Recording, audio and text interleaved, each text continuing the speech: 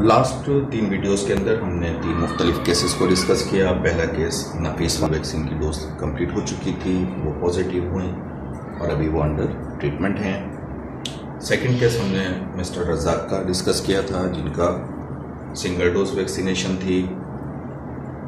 तमाम उनके पैरामीटर्स जितने हैं, वायरल मार्कर, वो वर्स हुए हुए हैं और अभी अंडर ट्रीटमेंट है। थर्ड केस हमने डिस्कस किया था मिस्टर जफ़र का, 62 ईयर्स ओल्ड, जिन्होंने वैक्सीन नहीं लगवाई हुई थी, कार्डियक पेशेंट भी हैं, एंजियोप्लास्टी की प्लान हुई हुई है और अब ट्रीटमेंट के बाद वो एंजियोप्लास्टी पे जाएंगे। नेक्स्ट केस आज का हम डिस्कस कर रहे हैं वो है मिस्टर खालिद। इनकी भी अल्हम्दुलिल्लाह ट्रीटमेंट कंप्लीट हो चुकी है और कल उनका लास्ट डे ऑफ ट्रीटमेंट है। तमाम चीज़ें उनकी स्टेबल हैं और ये अपना लास्ट वीडियो के अंदर मेरे जो एक पेशेंट ने तमाम इंटरव्यू दिया था वो उससे रिलेटेड है। एज इनकी 68 ईयर्स ओल्ड हैं। वैक्सीन इन्होंने दोनों लगवाई। उसके बाद फीवर में हुए मुब्तला, खांसी, बुखार, और जब डायग्नोज उनको कोविड का हुआ तो वो सरप्राइज हुए कि जी वैक्सीनेशन के बाद मुझे क्यों कोविड हुआ। कंडीशन क्रिटिकल हुई, एक्सपो सेंटर मुख्तलिफ हॉस्पिटल्स में गए, बेड अवेलेबल नहीं था।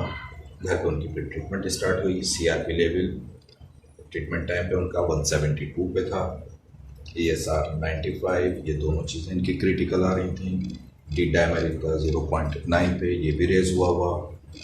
फेरिटिन इनका 314। दो चीज़ों को आप फोकस कर लें। CRP लेवल अगर आपका रेज है और फेरिटिन आपका लो है तो बहुत ज़्यादा चांस है रिकवरी का, और CRP और फेरिटिन दोनों अगर रेज हैं तो बहुत मुश्किल होती है पेशेंट को क्योर करना और ट्रीट देना उसको। ऑक्सीजन सेचुरेशन इनकी 84-85 पे गई थी। उसके बाद आफ्टर ट्रीटमेंट अब वो विदाउट ऑक्सीजन 98 पे मेंटेन कर रहे हैं अल्हम्दुलिल्लाह। एक्सरे चेंजेस उनकी बायलेटरल, लोअर और मिड जोन दोनों इन्वॉल्व हुए हुए थे। अब ये कल इनका लास्ट डे है इंशाल्लाह ट्रीटमेंट के हवाले से, और फिर ये अपनी बाईपास के ऊपर जाएंगे। ये भी कार्डियक पेशेंट हैं। जफ़र साहब और खालिद साहब ये दोनों कार्डियक पेशेंट थे। एक ने बाईपास पे जाना था और एक ने एंजियोप्लास्टी पे।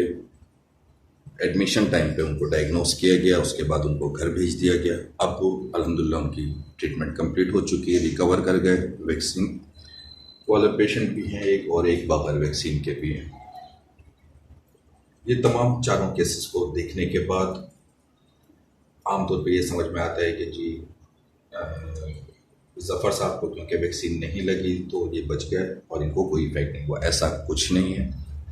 ऐसे पेशेंट्स जिन्होंने वैक्सीन नहीं लगवाई उनमें भी बहुत क्रिटिकल केसेस आते हैं और बहुत प्रॉब्लम्स उनमें भी हमारे को नज़र आ रही होती है।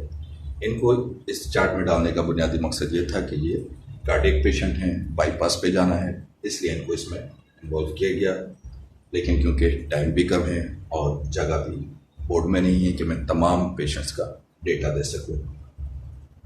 ये तमाम चीज़ों को शो करने का मकसद ये है कि जो गवर्नमेंट कह रही है कि जी वैक्सीन लगवाएं उसके बाद आप शदीद बीमार नहीं पड़ेंगे, तो ऐसा कुछ नहीं है।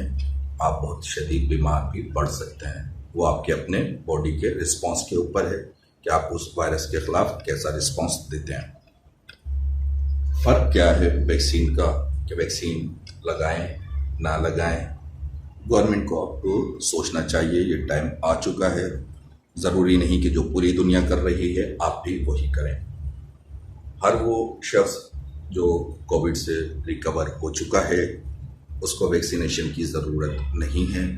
ग्लोबली, इंटरनेशनली जब हम फॉलो करते हैं तो 4.5 केसेस ऐसे हमारे पास आ रहे हैं जो रिकरेंट वायरल इन्फेक्शन के कोविड के हैं, जिसमें भी डाउट ये होता है कि उनकी रिपोर्ट्स के हवाले से कि मिसडायग्नोस्ड ना हुआ हो या फॉल्स पॉजिटिव ना हुआ हो।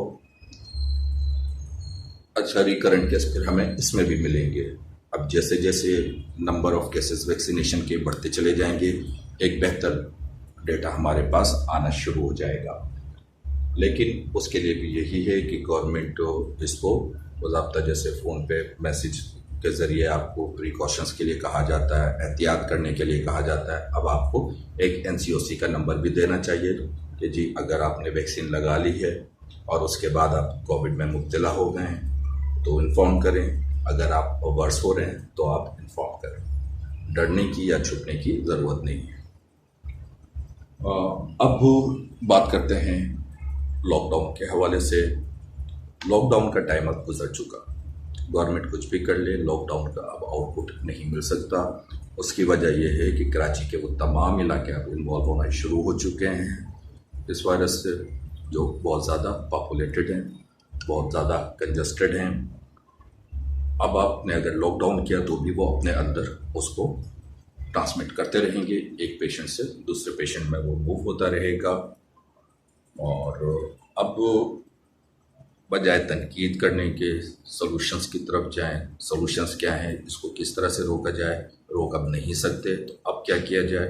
अब आपको एहतियात इस हवाले से करनी है या मेजरमेंट्स उस हवाले से लेनी है कि आपके पास इंडिया वाली पोजीशन ना हो, जो होने का बहुत ज़्यादा चांस है आगे 15 से 20 दिन के अंदर।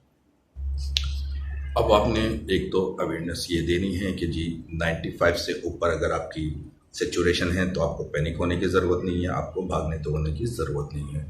बहुत से केसेस में ऐसा देखा गया है कि जी 95 और 94 पे पेशेंट को हॉस्पिटल की तरफ मूव करवाते हैं, वहाँ पे बेड नहीं मिलता, वो एक हॉस्पिटल से दूसरी हॉस्पिटल की तरफ मूव कर रहे होते हैं, टाइम उनका जो है स्पेंड हो रहा होता है, एक्सर्शन उनकी हो रही होती है, पैनिक हो रहे होते हैं और सेचुरेशन ड्रॉप हो रही होती है। तो ये गाइडलाइंस आपको देनी चाहिए कि जी 95 तक हैं तो आप घर पे रेस्ट में रहें, 95 से 90 तक हैं तो आप अपने डॉक्टर्स को कॉल करें, और 90 से नीचे हैं तो अब आपको ऑक्सीजन की ज़रूरत है। तो हर एरिया के अंदर UC के अंदर सिलेंडर्स को प्रोवाइड किए जाए। स्पेशली सरजानी है, खुदा की बस्ती है, लियारी एक्सप्रेसवे है, लियाकताबाद है, औरंगी है, गुलशन हदीद है, ये वो तमाम एरियाज़ हैं जो थिक पॉपुलेटेड हैं। और अल्लाह ना करे यहाँ पे ये सारे मामला उठते हैं, जो नज़र आ रहे हैं कि उठेंगे तो फिर ये सारी चीज़ें पैनिक होना शुरू हो जाएंगी और गवर्नमेंट से कुछ कंट्रोल नहीं हो सकेगा और उस टाइम पे ब्लेम गेम होगा। तो अब बजाय ब्लेम गेम के आप पहले से तैयारी कर लें। फ़िलहाल आज के लिए इतना ही, बाकी आइंदा वीडियोज़ के लिए आपकी दुआओं का तालिब, डॉक्टर फैसल।